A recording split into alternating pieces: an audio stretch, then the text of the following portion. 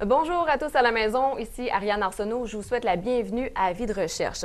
Aujourd'hui, à l'émission, on vous présente Parents Secours du Québec, un organisme qui est voué à la protection des enfants.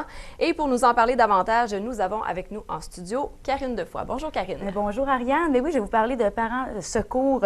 C'est un organisme qu'on entend tellement peu parler dans l'actualité ces temps-ci, mais ça existe toujours et heureusement en fait. Je vais vous faire un petit historique assez bref.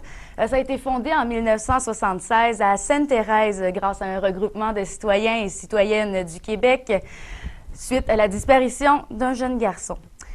C'est un organisme à but non lucratif qui tente d'assurer la sécurité et la protection des enfants ainsi que des aînés grâce à des réseaux de foyers refuges à l'aide des petites affiches rouges et blanches. C'est pour les personnes, les enfants qui sont par exemple perdus, malades, qui subissent une agression, qui se sentent poursuivis ou qui sont blessés. C'est là que l'organisme entre en jeu. Selon Statistique Canada, 7 317 enfants ont été portés disparus en 2006 au Québec. Les enlèvements représentent 1 % des disparitions signalées.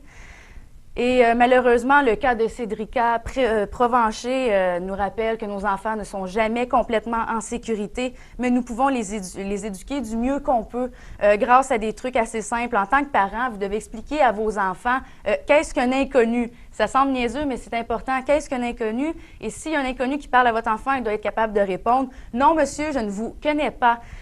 On veut aussi leur montrer, leur expliquer que c'est important que lorsqu'ils marchent le soir, ils soient accompagnés d'un ami au moins.